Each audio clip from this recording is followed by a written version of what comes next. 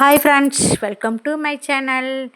இன்றைக்கி இந்த வீடியோவில் சின்ன சின்ன டிப்ஸ் தாங்க பார்க்க போகிறோம். வாங்க பார்க்கலாம். என்னோடய சேனலை ஃபஸ்ட்டு முறையாக பார்க்குறதா இருந்தால் சப்ஸ்கிரைப் பண்ணிட்டு பாருங்கள். வீடியோ ஸ்கிப் பண்ணால் பாருங்கள். அப்போ தான் நான் சொல்கிற டிப்ஸ்லாம் உங்களுக்கு நோட்டிஃபிகேஷன் சூப்பராக யூஸ்ஃபுல்லாக இருக்கும். நான் மீன் மசாலா உதிராமல் எப்படி வறுக்கிறாங்கிறத இதில் சொல்லியிருக்கிறேன்.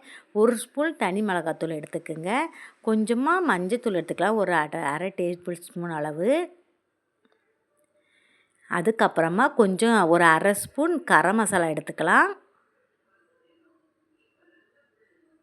அதுக்கப்புறம் ஒரு ஸ்பூன் பச்சரிசி மாவு எடுத்துக்குவோம். அதுக்கப்புறம் ஒரு அரை ஸ்பூன் கார்ன்ஃப்ளவர் மாவு எடுத்துக்கலாம்.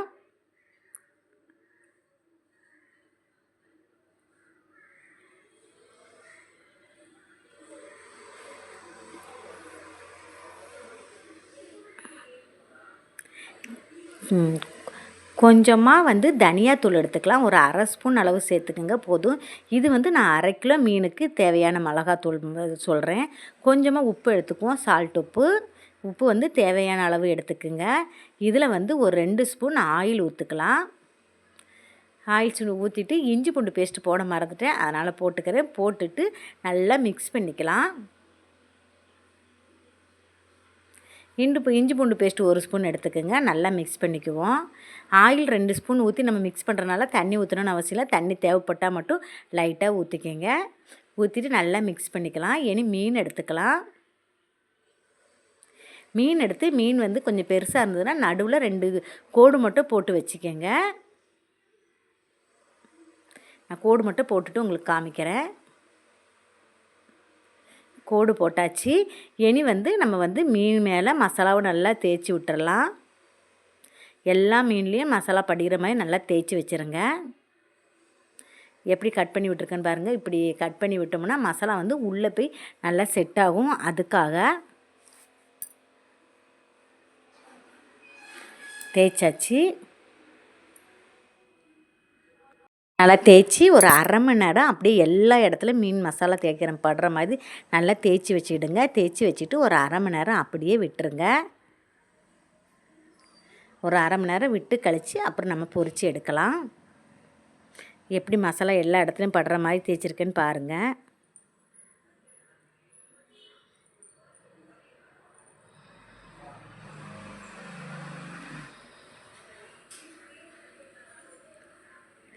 இனி தோசைக்கல் அடுப்பில் வச்சிடலாம். வச்சுட்டு அதில் 2 ஸ்பூன் ஆயில் விட்டுக்கலாம்.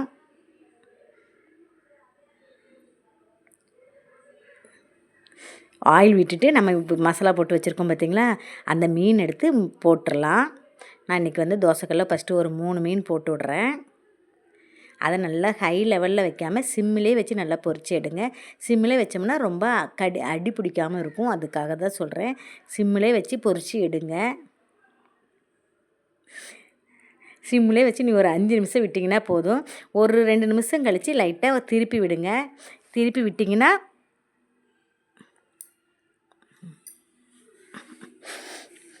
விட்டிங்கன்னா சூப்பராக மசாலா நல்லா உதிராமல் சூப்பரான மீன் வறுவல் ரெடி ஆகிடும்.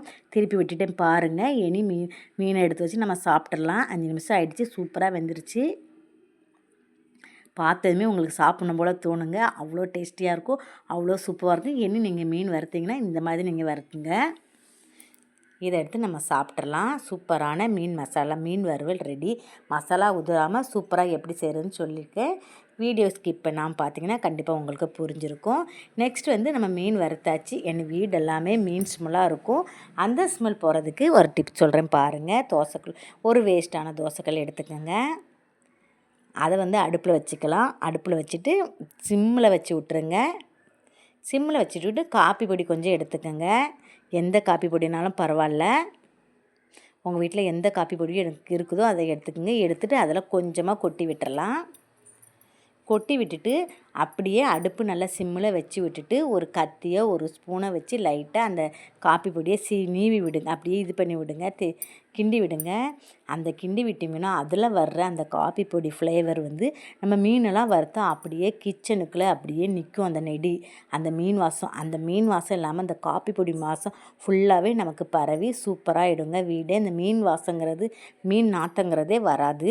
இந்த மாதிரி நீங்கள் வீடு கொஞ்சம் பேட் ஸ்மெல் அடிக்கிறப்ப, மழை டைமில் அப்போ கூட இந்த மாதிரி நீங்கள் டிப்பை ஃபாலோ பண்ணலாம். மழை 2 நாள் மழை அடிக்கும் போதே வீடு ஒரு மாதம் மழை அடிக்கிற மாதிரி இருக்கும். அப்படி வராமல் இருக்கிறதுக்கு இந்த மாதிரி ஒரு வேஸ்ட்டான தோசைக்கல் எடுத்துகிட்டு கொஞ்சமாக காப்பி பொடி தூவிட்டிங்கன்னா சூப்பராக இருக்குங்க. வீடு நறுமணமாகவும் இருக்கும், வாசமாகவும் இருக்கும், நல்லா இருக்குங்க. இந்த டிப்பை நீங்கள் ஃபாலோ பண்ணி பாருங்கள். இன்றைக்கி நான் சொன்ன டிப்பு 2 டிப்பு கண்டிப்பாக உங்களுக்கு யூஸ்ஃபுல்லாக இருந்திருக்கு. நெக்ஸ்ட் டிப் போகலாமா? என்னோடய சேனலில் நீங்கள் இவ்வளோ நேரம் சப்ஸ்கிரைப் பண்ணாமல் பார்த்தீங்கன்னா சப்ஸ்கிரைப் பண்ணிவிட்டு பாருங்கள்.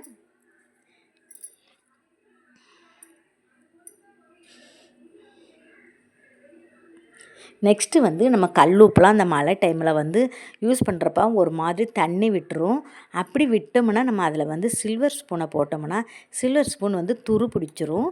அதனால் நீங்கள் வந்து எப்போவுமே உப்புக்கு வந்து நீங்கள் போடுறப்ப வந்து மர ஸ்பூனை யூஸ் பண்ணுங்கள். உட்டிலான ஸ்பூன் போடுங்க. அது கல்லுப்பாக இருந்தாலும் சரி, சால்ட் உப்பாக இருந்தாலும் சரி, அதை வந்து நீங்கள் சில்வர் டப்பாவிலையும் போட்டு வைக்காதுங்க. உப்பை பிளாஸ்டிக் டப்பாவோ இல்லாட்டி இந்த மாதிரி பீங்காஞ்சார்லையோ போட்டு வைங்க. அப்படி நீங்கள் போட்டு வச்சிங்கன்னா உப்புக்கு வந்து நமக்கு வந்து அதில் வர்ற கெமிக்கல் இதில் வராமல் இருக்கும். எப்போவுமே உட் ஸ்பூனே யூஸ் பண்ணுங்கள். இதெல்லாம் வந்து ஐஸ்கிரீமு அந்த மாதிரி இதில் வாங்கி கொடுக்குற ஸ்பூன் தாங்க. இதெல்லாம் நம்ம எதாவது வாங்கி சாப்பிட்டா ஃபுட்டு அந்த மாதிரில அதை கூட கொடுப்பாங்க. இதை எடுத்து வச்சு நீங்கள் இந்த மாதிரி இதுக்கு யூஸ் பண்ணிக்கலாம். இந்த மாதிரி இதை உப்பு எப்போதுமே நீங்கள் வந்து உட் ஸ்பூனை யூஸ் பண்ணுங்கள். இந்த டிப் பிடிச்சிருந்தா அப்படியே ஒரு லைக்கை தட்டி விடுங்க. நெக்ஸ்ட்டு வந்து நம்ம குழந்தைங்க ட்ரெஸ்ஸு நிறைய வச்சுருப்போம். அதில் வந்து வெல்வெட் கவுனு புசு புசுன்னு இருக்க கவுன்லாம் நிறைய வச்சுருப்போம். அது வந்து அது நம்ம அடுக்கி வச்சாலே ஒரு ரேக்கே பிடிக்கிற மாதிரி ஆகிடும். அது வந்து நமக்கு பீரோக்குள்ளே இடம் இல்லாத மாதிரி இருக்கும். அதேமாதிரி இந்த வெல்வெட் இதெல்லாம் ஒன்று வச்சிட்டோம்னா அது மேலே ஏதாவது ஒரு நம்ம ஒரு கவுனை வைக்கணும்னா வலிக்கிட்டு வரும். அந்த இதை நமக்கு வைக்க முடியாது. அப்படி வைக்க முடியாத ட்ரெஸ்ஸை நீங்கள் இந்த மாதிரி தலகாணி உரம் நம்மக்கிட்ட நிறையா இருக்கும். கிழிஞ்சு போனதோ லைட்டாக கிழிஞ்சிருந்தாலும் பரவாயில்ல, அதை நீங்கள் நல்லா ஃபோல்ட் பண்ணி அந்த தலகாணி உரக்குள்ளே இந்த கவுனை வச்சுருங்க. இப்படி நீங்கள் வைக்கிறனால உங்களுக்கு வந்து அடுத்து நீங்கள் எந்த பொருள்னாலும் அது மேலே வைக்கிறதுக்கு நிற்கும். வழுக்கிட்டு போகிற ப்ராப்ளமும் இருக்காது. அப்புறம் ரொம்ப புஷ்ஷுன்னு இருக்குதும் இதுக்குள்ளே வச்சா கொஞ்சம் அப்படியே கொஞ்சம் உள் வாங்கின மாதிரி ஆகிடும். கூட ஒரு ட்ரெஸ்ஸு நம்ம அதில் அடுக்கிற மாதிரி இருக்கும். ஸோ இனி இந்த மாதிரி புசு கவுனு வெல்வெட் கவுன்லாம் இருந்தால் இந்த மாதிரி வேஸ்ட்டான தலகாணி உரையில் உள்ளே போட்டு வைங்க. இந்த டிப்பு கண்டிப்பாக நிறைய பொம்பளை பசங்க வச்சுருக்கவங்களுக்கு கண்டிப்பாக யூஸ்ஃபுல்லாக இருக்கும். எல்லாருமே புசுன்னு வெல்வெட் கவுன்லாம் வாங்கி வச்சுருப்போம். கண்டிப்பாக இந்த மாதிரி நீங்கள் ஸ்டோர் பண்ணி வைங்க. இந்த டிப் கண்டிப்பாக எல்லாருக்கும் யூஸ்ஃபுல்லாக இருந்துக்குன்னு நினைக்கிறேன். யூஸ்ஃபுல்லாக இருந்தால் அப்படியே ஒரு லைக்கை தட்டி விடுங்க. நெக்ஸ்ட்டு வந்து நம்ம வீட்டில் எல்லாருமே துணி டெய்லி துவைச்சிருவோங்க. ஒரு 10 அரை மணி நேரம் 1 மணி நேரம் உட்காந்தனாலும் நம்ம துவைச்சிருவோம். ஆனால் அதை கொண்டு அள்ளி போட்டுட்டு மடிக்கிற வேலை மட்டும் கண்டிப்பாக எல்லாருக்குமே நடக்காதுங்க. எனக்கெல்லாம் 2 நாள் ஆகிடுங்க மடிக்கிறதுக்கே. ஸோ அந்த மாதிரி யாருக்கெல்லாம் மடிக்கிறதுக்கு ரொம்ப சோம்பேறித்தனம் போட்டு 2 நாளைக்கு ஒரு வாட்டி மடிக்கிறீங்கன்னு கமெண்டில் சொல்லிட்டு போங்க. யாரெல்லாம் அப்படி துணி மடிக்கிறதுக்கு சோம்பேறித்தனம் இருக்கிறவங்களும் ஒரு லைக்கை தட்டி விட்டுட்டு போங்க. இன்றைக்கி வந்து சோம்பேறித்தனம் இல்லாமல் எப்போவுமே வந்து துணியை துவைச்சோடனே மடித்து வச்சுருங்க. நான் இன்னிலேருந்து அதை சபதத்தை எடுத்திருக்கேன். நீங்களும் அப்படி எடுத்துக்கோங்க. துவைச்சோடனே துணியை காஞ்சதுமே மடித்து வைக்கணும் ஒரு பிளானை போட்டுருங்க. அப்படி போட்டிங்கன்னா நான் கண்டிப்பாக நம்ம சோம்பேறித்தனம் இல்லாமல் மடிச்சிடலாம். ஸோ இன்றைக்கின்னு சொன்ன டிப்லாம் கண்டிப்பாக எல்லாேருக்கும் யூஸ்ஃபுல்லாக இருந்திருக்கும்னு நினைக்கிறேன். யூஸ்ஃபுல்லாக இருந்ததுன்னா அப்படியே ஒரு லைக் கொடுங்க. நெக்ஸ்ட் சப்ஸ்கிரைப் பண்ணாதுங்க, ப்ளீஸ் சப்ஸ்கிரைப் பண்ணுங்கள். ரொம்ப பிடிச்சிருந்துன்னா உங்கள் ஃப்ரெண்ட்ஸ் அண்ட் ஃபேமிலிக்கு ஷேர் பண்ணுங்கள்.